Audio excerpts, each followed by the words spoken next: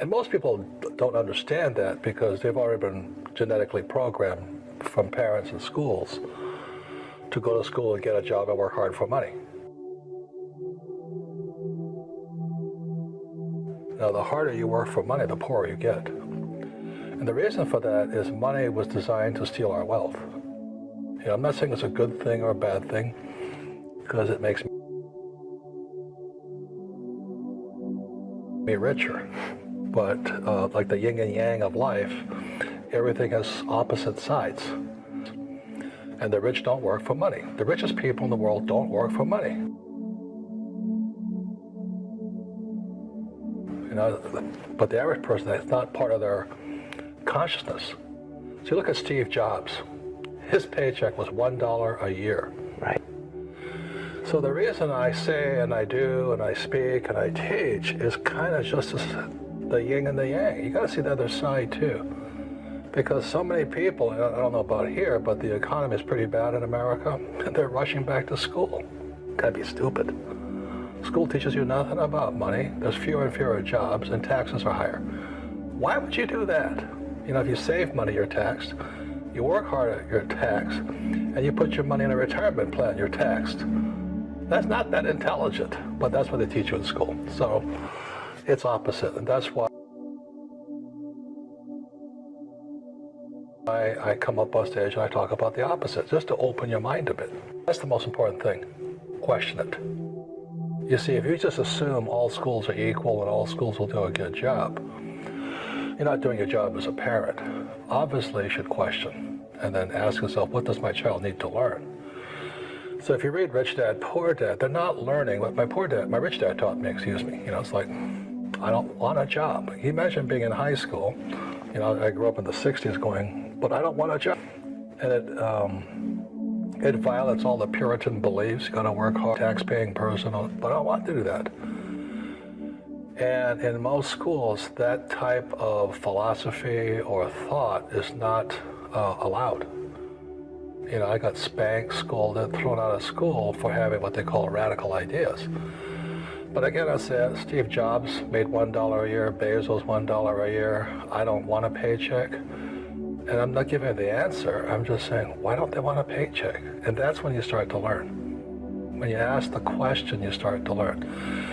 And as a parent, you got to ask yourself, what are they going to teach my child?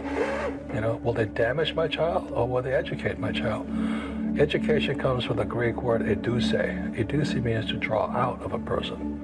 But what schools too oftentimes do is they put in, not draw out. Look at the other side, they say don't get into debt. I'm in debt up to my eyeballs. Well, there's good debt and bad debt. Bad debt is debt I have to pay for. So my house, I have to pay for it. So it's a bad debt. Mortgage is bad debt. At the same time, I have about $300 million in debt. But it's good debt because my tenants pay it off. My landlord. So I'll say it again. So good debt is debt that somebody else pays off for me. The reason it's hard for the poor and middle class to get rich is because the philosophy, the thoughts, the actions, the education's opposite. I don't save money, I borrow money.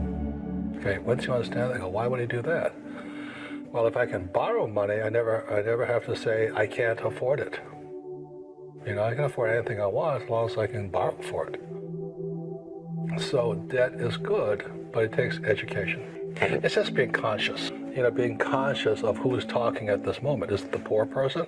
Good education, job security, and a pension. You know, so they, like when I was a Marine pilot, most of my friends stayed in the Marine Corps, not because they loved the Marine Corps, but it was a good pension. And I said, well, that's not very spiritual, you know.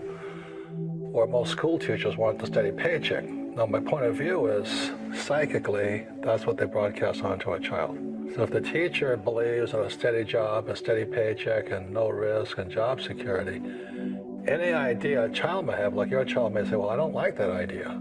They get crushed. And the quadrant is made up of the 4 different people who make up the world of business. So my rich dad said, in the world of business, there's E's. And E's stand for employees. An employee, he said, you can always tell who they are by their core values. And with the employee, whether the president or the janitor of the company, will always say the same words. The words are, I'm looking for a safe, secure job with benefits. That's what makes them an employee, because their core values are security. The other one of the four is the S, or the small business or self-employed. And again, their core values will cause them to use the same words, which are, if you want it done right, do it by yourself. S means they're also solo. They're generally one-person act, or they operate by themselves. On the right side of the quadrant are the Bs. And what Rich Dad said the B stood for was big business, or like Bill Gates. Forbes defines big business as 500 employees or more. And their words are different. They say, I'm looking for a good system, a good network, and the smartest people I know to help run my business. So they're unlike the S. They don't want to run the company by themselves. They want smart people to run their companies for them. And then the fourth of the quadrant is the I, and I stands for investor. These are people who have money work hard for them. These people are people who have people work hard for them. And these are the people that work hard for the rich here. And the thing of note here is that most people who go to school are programmed for the E and the S side. I didn't want to be an employee. And I said, Mom and Dad, I want to be a rich man. And I fight with my dad. So my mother finally said, son, if you want to be rich, my mother was a registered nurse. And she said, if you want to be rich, the richest people I know are doctors. Wanted me to come over here, be a specialist or a small business person. I said, there's only one problem with that, Mom. Doctors are really smart. And she says, you got a good point there. I'm not going to be a doctor. So I went to school. I have a Bachelor of Science degree. I can drive ships and I can fly planes. I flew for the Marine Corps. But I've never used any of that education because I wanted to become a business owner. So it was my rich dad who basically said to me, become a business owner and learn to be a professional investor. So one of the big differences here between these people is that it's called taxes. See, in 1943, in the U.S., the federal government passed a law that said employees had to pay tax before they got paid. So when you get your paycheck from your employer, you open it up, and voila, the government's always taken a sizable chunk of it. And the harder you work and the more money you make, the more money they take from you. So that's why it's not that good to be an employee, because you can never get ahead, because the more you work, more money you make, the greater they pay in taxes. Now, the doctors, the lawyers, and attorneys, accountants were all laughing, saying, oh, these guys, they're getting paying a lot of taxes. So naturally, the federal government changed the laws again. So in 1986 in the U.S., a thing called the 86 Tax Reform Act, and it basically took a lot of the benefits away from people who are self-employed, small business, doctors, and lawyers. So today in America, unfortunately, these guys pay the highest percentage in taxes. It is tragic. And a lot of people think they're investors, but what they're really doing is they're just giving their money to people like mutual funds, companies, and all that. So they're investing, but they're not really investors. See, the big tax breaks are on this side. The laws are pretty tight here, but this area is very, very gray. So by being a business owner on the right-hand side of the quadrant, you can make a lot more money and pay a smaller percentage of taxes legally. And the key word is legally. In the investor quadrant, it is possible to make millions of dollars and pay 0% taxes legally. They don't want to have to work at a job anymore. They don't want to have to work for the rest of their lives. So one of the beauties of business for the 21st century is it allows people to make the transition from the E and the S side to the B side especially. And so you can become a big business owner. And the difference between S and a B, small business and big business, is most of these guys can't quit working. Most small business owners, if they stop working for more than a month, the business collapses. They don't really have a business. Most of these people own a job.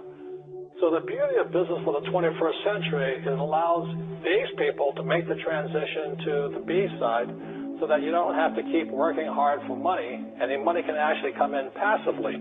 Then once you have your business up and running, then I always recommend you then begin investing with your excess cash, paying less and less in taxes. And that's the reason the rich are getting richer. And this is what financial education and financial literacy really is. Again, it starts with a financial statement. And I would say probably 95% of all college graduates don't know what a financial statement is. You took an accounting course, right? But I say to young people like you, there's 6 basic words to financial literacy and financial education. And the 6 words again are income, expense, asset, liability. See, I don't really care about my FICO score. A FICO score just basically registers, are you trustworthy with borrowing money? But a bank will never say, I borrow in the hundreds of millions of dollars. A FICO score not gonna get me there, okay? And so it's kind of a ruse. I mean, it's important, but not for me. So these are the four words: income, expense, asset, liability. And the last two words are the words cash flow. And that's why the game is called cash flow. And the secret to being rich is not a college education, but can you control cash flow? And this is what cash flowing looks like. So this here, you need this, income, expense, asset, liability. Again, this is, you get a job. And this was my poor dad: go to school, get a job, get your PhD. And so this here is cash flow. So the income comes in and it goes out this way. First line of expense is tax. So this is a poor person's cash flow pattern. It's not how much money you make. Most people, I don't care if you have a PhD or no school at all, but they can't control the cash flowing out through their expenses. And so that's why people like Susie Orman say, cut up your credit cards, live below your means, because you're a spendaholic. So that's a poor person. This is a middle class person's cash flow pattern. And this is where the house comes in. First thing, most kids do when they get pay raise or that, they buy themselves a bigger house. Oh, my house is an asset.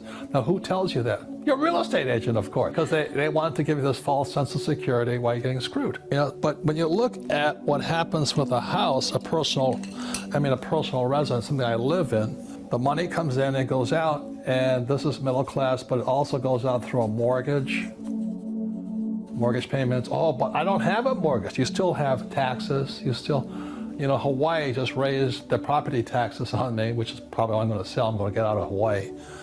But you have taxes and you have upkeep. So money's always flowing out. That's why your house is not an asset, is because it's taking money from your pocket. So very simply said, assets put money in my pocket, liabilities take money from